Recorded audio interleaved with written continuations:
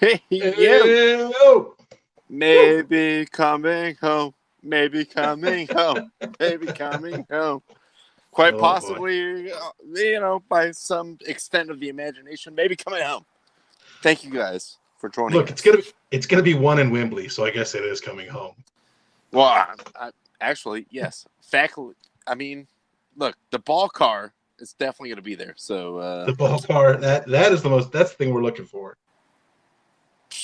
can't be, There we go. cannot be, like at all denied. But woo, Euros have been so very great, and man, I'm just sad that they're tapering off to an end. But Tyler, how are you doing on this Wednesday? Thank you all for joining us. Yeah, doing good, man. Definitely excited. Again, like you said, it's sad the Euros are coming to an end, but once they're over, it just means the Olympics are here. So really, hey, I'm still a happy camper. But You're right. You're all in right. all, doing good. A little bit of a light Wednesday, but still some fun stuff to talk about. So looking forward to that. Ron, how you doing today? Doing pretty well, except I slept, I would say, all about like maybe 2 hours last night. I don't know Mm. why. I don't know why. It was just hard to fall asleep. And I So wouldn't, weird. Cocaine helps you sleep, but didn't make you sleep this time. I didn't Just all the, didn't quite. yeah, Mm. but no, I don't know. I realized at like 3:30 p.m. I was like, or a.m. Sorry. God, I'm not gonna fall asleep. Your So your just audio's stayed up. slightly off. Your audio's slightly off. I think you knocked the cord out. Hold on, I got you. Bring it back. Bring it back. There we go. There we go. But no, I was definitely looking forward to what England would do today, and kind of ended up being like a very entertaining game. I have to say, like Denmark getting the first goal was kind of the neutrals' dream because hey, put the pressure on them, and England came back and did what they had to do, but. Very much like an entertaining tournament up to this point. Mm-hmm. But Tyler, how do you feel about England right now in the final? Italy, Well, well, England. let's just go ahead and jump into that then. So yeah, let's before we do England, let's talk Italy since Italy Spain was the first game we had this week. There you can see it was a 1-1 tie, which did go into penalties, which Italy won 4-2. Um, some pretty rough penalties by Spain. Uh, Yeah, Definitely I can't absolutely. that Yes. first one that just went like flying over the crossbar was like, all Oh, right, you kind of can't do that. Uh, just and then it came down to, of course, it had to come down to Murata, who just did not take a great pin. Uh, Donnarumma diving to his left made the save. Look, that was a fun game. I was definitely, kind of when Italy got the first goal, I was like, well, okay, this is going to be it. Like it kind of was. I thought just first goal wins. That's going to be it. But Spain came back. Actually, Murata got the goal that tied it back. I think like the 80th minute, something like that. I don't know if you saw any of last night with Argentina and Colombia in the I did penalty see. shootout. I did see theirs. Yeah, I had I uploaded the Copa scores because I definitely would have talked about that shootout. Well, so the thing that stood out to me was like I thought, Switzerland, France was the best penalty shootout of this entire Euros. Mm-hmm. And just guys stepping up, just hit it, just pick a side, and just put your foot through it. Don't look back, don't hesitate, whatever. So, man, I just thought there was, man, the Colombia one last night was so much the opposite of that. Like, just pick a side, hit it, make the goalie guess. Yeah, like, it's 50-50. Like, maybe they jump out, maybe they get it. But, like, just have some conviction.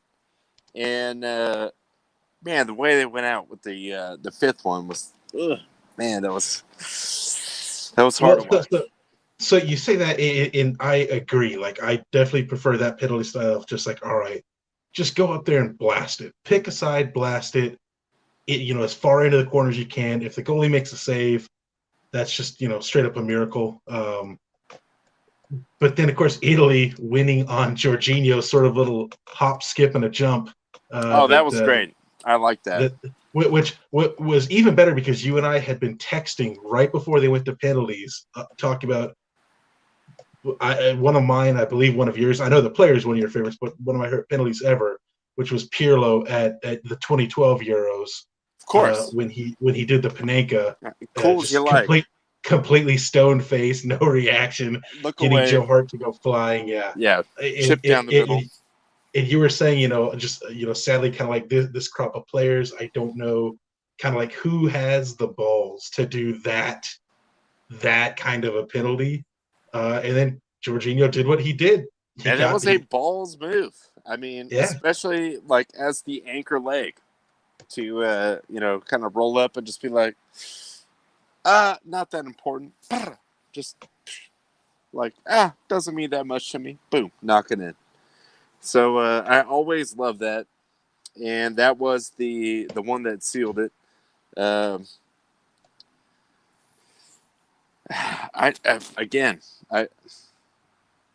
We don't really have to like dwell on the Columbia misfortune of last night, but I was on a FaceTime with the Baron, and it was just, oh man, I was like, dude, why? Like that's poor. Like you guys are real professionals doing that. Like how? Well, look, you got to give credit to Martinez as well back there in goal for Argentina. Like when you save 3 out of 5, like that's yes, part of that is going to be due to bad penalties because he saved. Yeah, 2 were certainly due to bad penalties. Like 2 of those were just very not like up to the level of what would be expected in that situation. But I mean, that. Again, you're right. That was kind of a wild shootout, but yeah, seeing a goalie save 3 penalties is definitely a rare feat for sure. Just because for goalies, it really is just like I'm going to guess left or right and hope I get it and hope they don't bomb it straight into the corner. You kind of just at that point you pick a side, and you would think the guy shooting the ball towards me. Obviously, like some kind of world-class player. Also, I'm a world-class like goalkeeper. So you just pick a side and you go and you just commit. But I don't know, man. I can't, off the top of my head, think of Colombia's number. And he was number 10. Number 10. He just rolled that like right down the middle. Like no kind of commitment either way. Just like hit it to a corner. Was it Zapata? Is that who it is? I mean, again, off the top of my head, I do not know, but it just seemed like, all right, this is number 10, and now we're in the semifinals of a pretty kind of prestigious like tournament here. So definitely not a lightweight, and for him to do just really nothing with that, I was like, man, like that's really bad. Like you gotta just hit it one way or the other. Just conviction. That's all we can do in that situation. Yeah, I definitely agree. But let's again, as you said, let's not harp on that too much. We still so Euros, Italy going through the pins. Then today England, Denmark. You kind of recapped it at the start.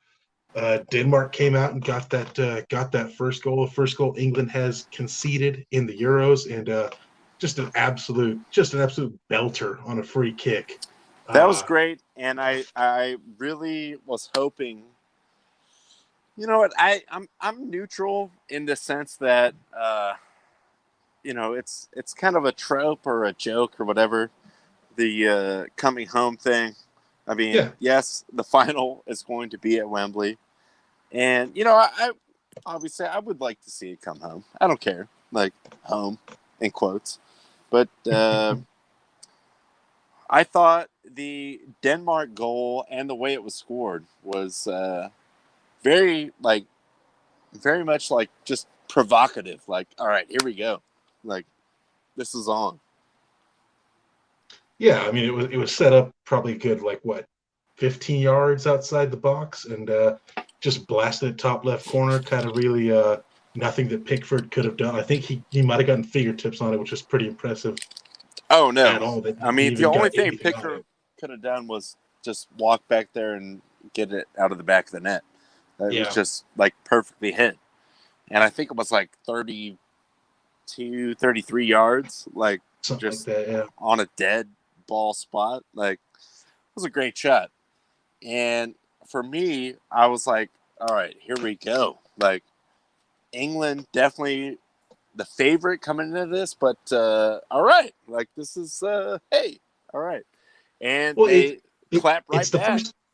Yeah, it's to their credit. That's the first time. This was the first game they've really been tested in the tournament. Like they've had a bit of an easier schedule. Again, can't knock them for that. You can't control your schedule, but they haven't faced the toughest of opponents yet. And so this is the first time they've been tested. And credit to them, man. Like they came right back. I mean, they made a. Denmark's back line I thought was awesome all game. And the one mistake, the one time they let up, Harry Kane made an amazing through ball that got past the back line. Sacco got behind the back line, or Saka, excuse me, got behind the back line, chased it down, hit a cross inside that wound up going off one of Denmark's defenders. But if he wasn't there, Sterling would have just popped it in anyway. So, I mean, it was an own goal, but it was going to go in no matter what. So, I mean, credit to England because they bounced right back into that. Um, Second half, England had tons. Seemed like they were pressing really hard, like they wanted to get the win. But again, Denmark's back line played awesome. They go into extra time. Um, Bit of a controversial play, definitely. I definitely think Sterling dove in the box, earned the penalty. You know what? That just kind of seems to be what the modern game is if you dive, the ref's going to give you the call more times than not. So can you blame the players for doing it? I don't know. Harry Kane goes out there. Schmeichel actually saved the pen, but the rebound went right back out to Kane, who then put it in. Right. And that's the one that sealed the deal. I mean, look, all around, I thought it was a very, very entertaining game, um, especially when I think like as just from the neutral like standpoint, you want Denmark to get that first goal, which they did. Mm-hmm. So I was like, and the way they did too. Like, all right, well that's like a punch in the face. Like, here we go. And England came right back. I mean, credit to them. Uh, it's definitely going to be a little bit different as far as playing Italy as opposed to Denmark, but all signs point to a very, very entertaining final. See, I think I mean, obviously I was proven wrong by this, but as much as I thought Italy Spain was going to be first goal wins, I think even more so Italy and England is going to be that because both teams' philosophies are very defensive minded. So this could just kind of be the case of like a trench warfare of just like both teams fighting for See, like the only 1 thing foot at a is, like time. I was telling you earlier, though, like defensive minded, like not getting scored on is kind of one thing, but Italy can play out of that. Like England, I feel like sometimes they just play like afraid of that. Like, Mm-hmm. so that could be kind of tricky. And if they go down by one to Italy, I mean, all right, Denmark, yes, everyone, all the neutral fans, emotionally, like everyone, the sentimental team. But um, Italy might be a bridge too far if you go down by 1 against them. I don't know. No, I tend to agree. Italy, I think, is, even though statistically England is the best defensive team of the tournament, I still think just kind of on paper and from what I've seen on field, Italy is the best defensive team. I mean, I think it was 17 straight games without conceding a goal going into the tournament, something like that. Well, I mean, and just the way, like, everything about Italy, like, we can go back, like, 60 years here. Like, all they do is try to not get scored on, and they're very good at it. So, if they do take a lead, I don't know. I mean, England, you'd be punching uphill big time. Yeah, I mean, look, if there's one thing that England has going for them, it's definitely the home field advantage. Like that, I'm sure Italy might have some fans traveling, but it's definitely going to be a vastly, mostly English crowd. Which I will say this: credit to Denmark. Early on, they took the crowd out of the game just with kind of their play. Like that English crowd in the first half was a little bit. I don't know. The English dread set in. We'll say that. Like the first 30 minutes of that game, I thought Denmark was very much fearless, and it just started like building on itself. I was like, here comes England. Here comes England. Like, here comes the dread. Like, I've seen it before. But, and also credit to them. They pushed out of it. So I thought it was wildly entertaining, the whole game. Especially scoring for Denmark on a free kick like that. Mm-hmm. And England coming back. I mean, yes, it was, by all intents and purposes, an own goal. But based on the effort, just by pushing down the field like England was doing at that moment in time, I just thought it was a really good game all around. Yeah, no, it was solid. And again, my biggest question going into it was, what is this England team going to do when they're tested? And they showed, look, they've got the resolve. So again, Italy is definitely a different beast than Denmark. But yeah, the thing is with Italy, it's like they are like the I don't know, like they're almost like the I don't know how to describe it, like Chinese. Like, we will take 1,000 years if it takes that long to beat you. Like, we will just sit back. Whatever has to happen, we will play it out. Yeah, that they're not afraid. Like, I think we had texted kind of early on during their game against Spain, where I said, like, I know the graphic just said it's Spain 70%. It feels like it's Spain 85%, and Italy is 100% okay with that. Like, they don't mind if you have the ball; they will still just sit back and defend.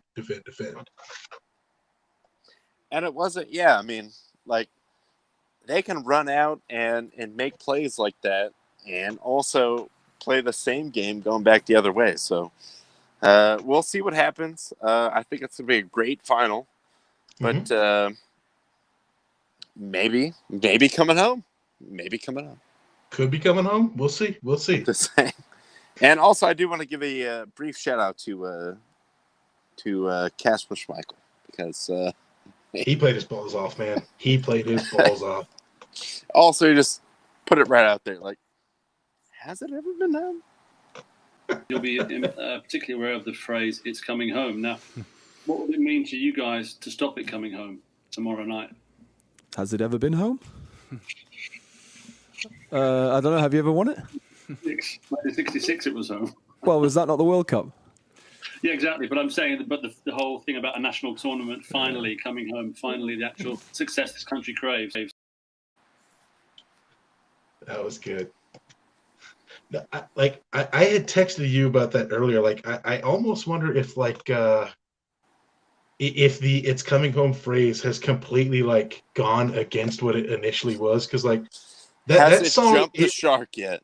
Like, that song, like, just look at the lyrics. That song is about how England always blows it, but now it's kind of like it's the rallying cry for the English team. So I almost feel like it's like it's like how Stan, like, do kids know what the phrase "Stan," like, what it actually means, as opposed to what it means now? Like, I like the very much, like, ambitious, like, thing that could never be achieved part of it. Just like, Sure.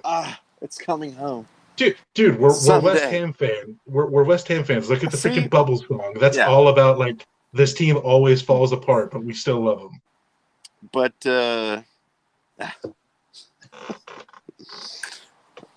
again, as I told the Baron this morning, until it actually does, in fact, come home, I will never cease to troll any England fan or player about that song. And Sure. and Tyler pointed out, it's pretty much, well, I wouldn't say pretty much, but in some ways very tongue-in-cheek at this point also. Like, coming home, because obviously it has not since 1966, but 55 years of hurt. it won't stop me dreaming. But real quick, I know we did talk about the Argentina game. Did just also want to give a quick shout out to the other Copa America semifinal. Brazil and Argentina in the final. What a shock! Who would have seen that coming in the Copa Could not America? have seen this coming. Like, there's no way. So that's. I mean, Messi versus Neymar. That pretty much markets itself for the Copa America final. So look forward to that. Brazil's been, I don't know, like a little bit odd. Like they were really strong early on in the tournament. Now they've just kind of been like just skimming by with 1-0 wins, which, I mean, in the end, all that matters is that you win. But I don't know. They felt different since they've gone into the knockout stage. The only thing I would say about Brazil is I kind of felt like they would fall in this trap of like everything about this is set up for you right now. Like, you are the best team. Now, all of a sudden, we move it to your country because COVID, whatever. Maybe it's like too perfectly lined up, but also, Argentina, I don't know. Hockey, I don't know about hockey. I don't know about Argentina.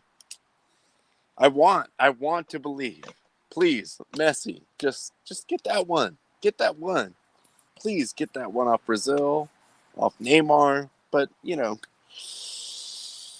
I don't know. And honestly, Colombia looked better than them in the game last night. I thought Colombia did look really good in that game. In the run of play, just like up until Italy's, yeah. Yeah. So it makes me nervous, but you do get the grandstand finish of Brazil, Argentina. I don't know. Again, I don't know about hockey. Messi proved me wrong. Messi hat trick. No, like I'm with you. Like I want Messi to get that international trophy that's been, or I should say, national team trophy that's just forever been avoiding him. But yeah, it's just like, look, Copa America is kind of Brazil's thing. I mean, hell, any tournament is Brazil's thing. So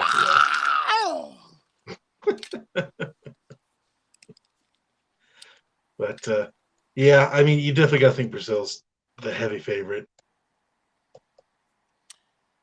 But the only thing I would say, as you were kind of alluding to, is like, haven't really had like any kind of resistance against them. So, and Argentina, their track record, big tournaments, not the best, but Not good. If someone does like just walk up and like punch them in the face, all right, maybe we got a game on our hands. So, if you punch Neymar in the face, he'll roll 12 yards downfield. So, yeah, he'll roll all the way to Belize. Actually, if you don't punch him in the face, he'll still roll 12 yards downfield. So, either way, he's rolling. But yeah, look, we'll have more coverage on that. I mean, look, that's two big international games this weekend that we're definitely looking forward to. Also, just a quick shout out here. I see that right about the time we went live, the Stanley Cup also not coming home. It is going to be in Tampa again. Tampa wins. Tampa wins 1-0. Sorry, Montreal. It's coming home to the Gulf Coast. Yes. Sorry, Canada. Still more time without the Stanley Cup trophy. Mm. Hey, maybe someday Canada can, Someday they somehow, might figure some this way. hockey thing out. Someday they might figure this hockey thing out. We're It's hoping. just, We're hoping. But yeah. It just look, the Oof. American teams are just too good at hockey. They can't take it. It's it's a real shame. But yeah, it's a shame. It's a shame. yeah. But yes, back to back also kind of a Yeah, I'm not ecstatic I about wouldn't that. say a rarity, but always impressive. Whatever sport you do that in. I'm not ecstatic because Tampa's probably going to be good for quite some time. I mean, back to back, it speaks for itself. Now that roster's loaded for more than a back to back. Back to back to back to back. Yeah, not Jazz. 1, not 2, not 3, not 4. All right. Well, before we move on, as we proceed to give you what you need, look, the Dodgers. We're Dodger fans, but I don't know. I don't know. I don't know. Giants, explain yourselves. Oh, Ooh, God, that's not good. That's Not something. good. Yeah, Is that? that's the Giants unveiled their city collection jerseys, which I think something like 8 or 10 teams are doing this year. And let's just say the Giants probably have the worst one that has been revealed so far. I would say with pretty much certainty, yes. And I don't want to come off as just like Dodger fan, Giant hater here, because I told Tyler earlier today, I was like, dude, the Giants with the black and orange, pretty classic. Like, it goes back to, New York, classic color scheme, like clean looking, really good uniforms. But whatever that is I don't even know what that is. I mean, that is an kind of an abomination. And also, as Tyler also pointed out, kind of terrified. Dodgers, do better than that, please. Because yeah, the Dodgers have one in August they haven't revealed yet. I mean, like you and I were talking earlier, and again, even just setting Dodgers by aside, because I agree. Outside of their orange jersey, I actually really like the Giants jerseys. I think they look good, classic, just good, solid baseball uniforms. Dodgers, of course, have the best uniforms. Fantastic. That's why they haven't had to change it in forever. So I'm kind of against the Dodgers like doing anything other than white home, gray road. So I'm a little bit concerned about the city collection jersey. But yeah, Dodgers, please just you don't gotta go crazy. You don't gotta go crazy. yeah, please do not go over the top. I think also one of the most really annoying things that I can remember in the last, I don't know, 2-3 years was when the Yankees played the Dodgers, and it was on that stupid like whiteout blackout day.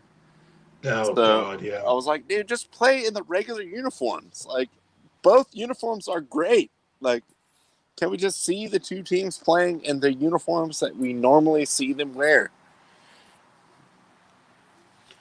Yeah. I know, especially Dodgers Yankees. Like, come on, why would you, of all series, why would you change that? But you know what, Cease? I'm not even against that. I'm genuinely not even against that. I mean, true to form. Yeah, exactly.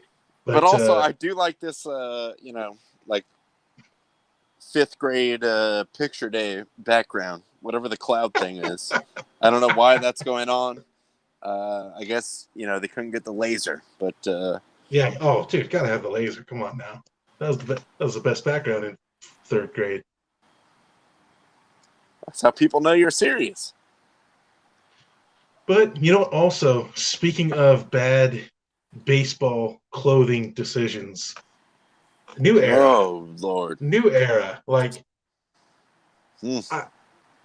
I'll give them this. I think these are better designs than that last set that the last clip art set they sent out. Is it? But it's not much better. It's not much better. It's only just better.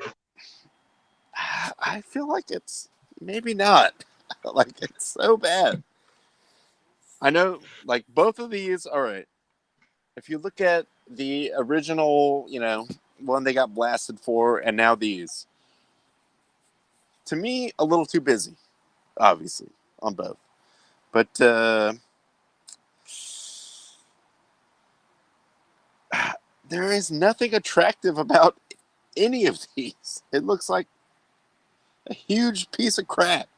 I don't know why. Like everyone made fun, oh, how come the Angels and Padres and Dodger one has taco on it?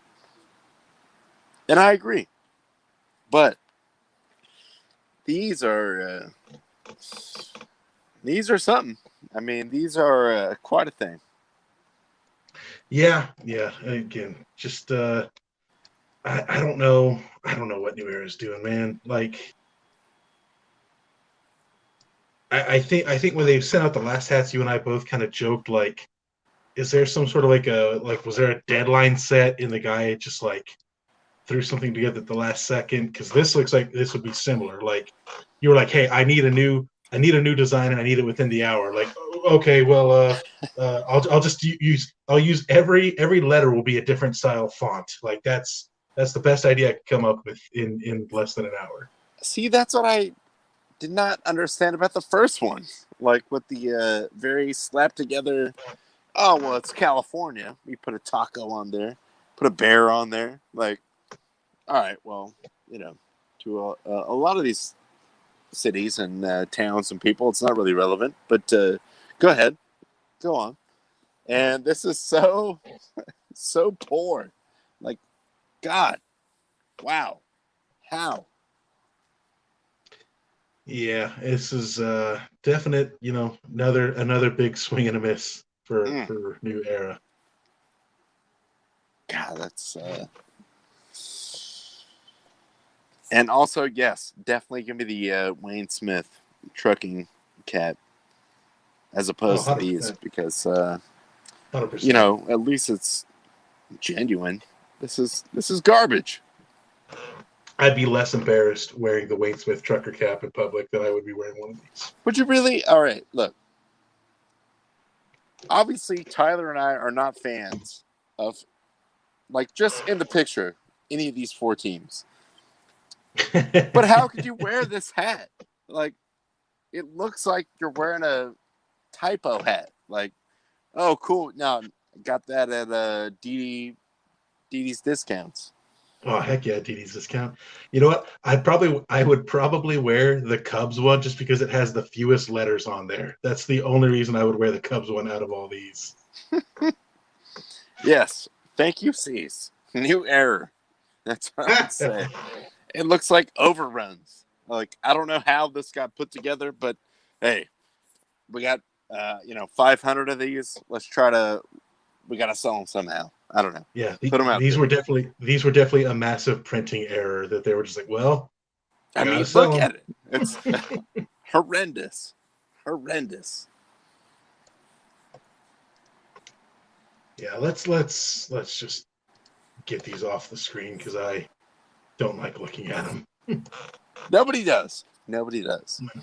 But we will take a look back at NBA Finals. You know what? The only thing that was very troubling for me was it seemed like Giannis wasn't hurt and that he was kind of like still limited. Like, I don't know. I mean, obviously, probably going to play that close to the vest at this point in the season, but I don't know. If he's really, really hurt, then Suns probably sweep this or win in 5. But if he's capable like he looked like in maybe the first 10 minutes of that game? Yeah, maybe, I don't know. Yeah, I mean, it's hard to say because, he did get 20 and 17. I mean, that's like you can't knock that at all, whether a man's hurt or not. That 17 rebounds is a pretty impressive stat. And he, at times he looked really good. Obviously, I think everybody saw the clip of him, sprinting the full court to make the block in the first half. I mean, he looked a lot better than he should have for a man that like horribly screwed up his knee a week ago. Yeah, if you saw the weird ass, like very terrible looking backwards bend of his knee, I mean, all right, it's a pretty big guy to come back from that so soon. So I respect that, but I don't know if there's any actual like structural damage. I don't know. I mean, he seemed fine at the beginning. Like first quarter, all good to go. But I don't know. It kind of outran them in the second and third quarter. Yeah, and obviously Phoenix is going to be happy the fact they're up 1-0. And I made this comment to you and to CEO Nick before the show. Like, you got to think Booker was the third best player for them yesterday, and they still won by double digits. Like, to me, that is an incredibly reassuring feeling. Because that's a guy you would think he has to be at worst your number two, probably your number one to get through this. And again, he was their third best player, and they won comfortably. I mean, that's kind of a terrifying prospect. Yeah, if you're looking at that. Yeah, I mean, look, Ayton, awesome, been great all playoffs. Just a real force down low. Chris Paul's been balling out of his mind. He's a guy that like you don't expect to put up 30 points, but he's still putting up 30 points, and it's like, well, all right, like I don't know where this has come from, but Phoenix will take it absolutely. So, I mean, it just. That fact alone just leads me to believe, like, I don't really care how good Giannis is. Like, right now, Phoenix is just rolling. Like, I know I said Phoenix in 5 the other day. After game one, I'm almost inclined to go Phoenix in 4. Yeah. Short of, like, some kind of huge – and, look, don't get me wrong. I thought Giannis really came out and – looked okay, like just providing the threat of like, oh, he's somewhat normal. Like, all right, we have to respect that. So he looked pretty good. The first quarter, he seemed pretty like spry, and he was getting rebounds. He was doing all the normal like Giannis things. Obviously, not shooting, but that's not a normal Giannis thing. But he looked okay. Like, after what we saw, like, the last time we saw him, I was like, I feel like he's going to be a decoy. I mean, I don't know why, but this comment is killing me. Young Bucks and the Bell. I don't know why. Just that image in my head of the Young Bucks versus the Bell is killing me.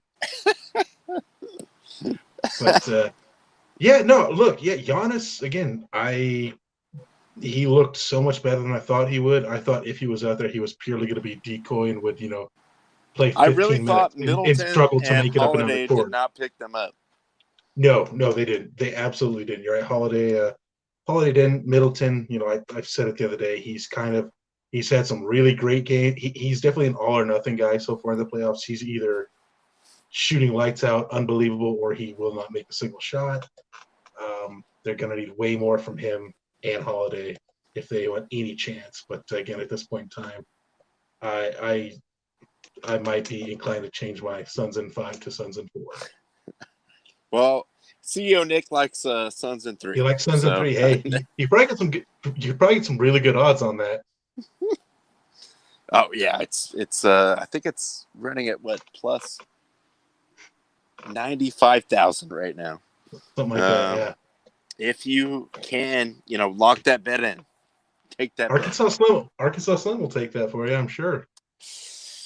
You know what? I don't know. I mean, my guy is he lives on the fringe, but also he's very serious. So That man serious? No. Bettors beware if you go in on that plus 95,000. But yeah, we'll see again how Milwaukee responds. I think Game 2 is tomorrow night, I believe. Milwaukee's. I kind of feel like they got to get the win tomorrow. Like I know they'll be going back home, but going home 0-2 is pretty brutal. I agree too, just because, again, like, we've already been talking about, Giannis looked good. I mean, he looked healthy enough. He looked still capable of being a factor, but if you go down 0-2 and his kind of health status is uncertain, nah, it's no way. Yeah, I agree. But last thing I think I see we have here is we do finally have the field of 8 for the home run derby, which will be taking place in Denver on Monday. I like the field. I know they couldn't get, Tatis or Vladdy Jr., but look, they're in Colorado, and you've got some guys on here that are going to just hit the ball 800 feet. They're going to be out there, Phil Mickelson hitting, hellacious seeds, hitting bombs. Hellacious seeds, yes. Yeah. I mean, obviously you got Ohtani, who just hit his 32nd home run of the day. And when he hits a home run, it's not like he doesn't shortchange it. Like, it clears the fence pretty easily. Alonso, dude, can mash. Soto can mash. Gallo hits the ball a ton. Olsen hits the ball a ton, but nobody knows it because he plays in Oakland. Hey, I can say I like the lineup. Yeah, I like. You know what? Suck at Padre fans. I know you hate Pete Alonso. Who cares? Ohtani, this fool hits a ton. Like, some of the home runs he's had this season were just like insane. Like, what? Like his first one at Yankee Stadium, I was like, oh my god! Like, he doesn't care. And just as a novelty, Joey Gallo. For some reason, I think that's entertaining to me. And Juan Soto also. Like, people kind of forget about Juan Soto, I feel like, right now. Because the Nationals suck, but he's 22 years old. He's still so young, and I know he's only got 10 home runs, but he's kind of there's him and Max Muncy of the guys that, like, they have such a good eye for the zone. Like, they will take so many pitches. So it's kind of like, I don't know. I feel like instead of swinging wildly, they swing smart, although Muncy swings wildly still. But, Soto, look, when he makes contact, he can hit it a ton. Like, there's no doubt about that. When Soto is locked in, and, I've seen it, in his kind of really, like, in the groove years. And also, shout out to whoever, I don't know what the guy's name is, but on Nationals radio. Bang, zoom, goes Soto. And this fool's hitting like 40 home runs a year. This kid is a stud. I mean, like, put him in the home run derby. All right, it's not like, we're not talking about the whole season here. Like, this guy is an absolute athletic baseball hitting freak. So, yeah, also got to give shout out to Trey Mancini. Of course, that's just a good story, him being in there. Sal Perez, I just got to appreciate a catcher in the home run derby. Gotta love that. Big Sal Perez. Big Sal Perez. And then Trevor Story, the local boy, probably the last All-Star game the Rockies fans will be able to see him in a Rockies uniform. Like I said, I like the lineup. They haven't, at least I haven't seen that they have announced the first round matchups yet. So kind of hard to even predict who's going to win without seeing the bracket, because look, the one that Pete Alonso won, he only won it because Vlad and Jock went into like 87 overtimes and hit 90 home runs each. Which was classic. And, sure. I could see some kind of scenario where it's Ohtani and Soto or Alonso just like, shot for shot, just oh God, they had to swing like 55 times. But give me Matty Olson. Come on, A's. Come on. I like it. So I like Matt Olson. I am a fan of his, but like I said, nobody knows who he is because he's in Oakland. Well, obviously, but shout out to the swinging A's, and really though,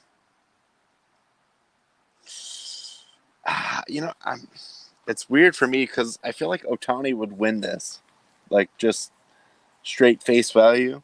But also, is it going to mess him up if he hits like 55 home runs in the home run derby? No, because he's going to hit 55 home runs in the second half of the season. I mean, like his swing is his natural swing kind of is a big, powerful home run derby swing. So I don't think he's going to suffer that home run derby swing changing itis. Yeah, and he also has the offset of like, well, he still has to get up and pitch every fifth or sixth day, That's true. So he's not just like going through the motions, like, oh, I'm in a slump. I did like, speaking of that, I did like the idea that you had texted me or somebody else had put on Twitter and you sent me the tweet the other day about what the new format for the All-Star game should be. Yes, which was it was DeGrom pitches to Guerrero, Tatis, and Ohtani, and then Ohtani pitches to Guerrero, Tatis, and DeGrom, which unfortunately DeGrom will not be in the All-Star game, so we're not going to get to see that, unfortunately, but I am all for that format. I would love that, though. We could wrap this up in like an hour and maybe 15 minutes. It's all right. We're dealing with 8 guys here. Just back and forth. Pitch to the other one. They all hit against each other. All right, cool. Like, 8:45, we're all going to bed. Yeah, because I mean, look, as much as I love MLB's All-Star festivities, like, kind of after the third inning of the All-Star game, everybody's just kind of like, yeah, whatever. Like, we're just going through the motions now. So, I wouldn't be opposed to that format, even if you did it for like 2 or 3 innings. I think that would work. I think the thing that really is just awkward about the MLB All-Star game is like it's got the best guys out there at the very beginning, and then kind of, I don't know, a lot of like commercial breaks and things not happening for like at least 3 or 4 innings.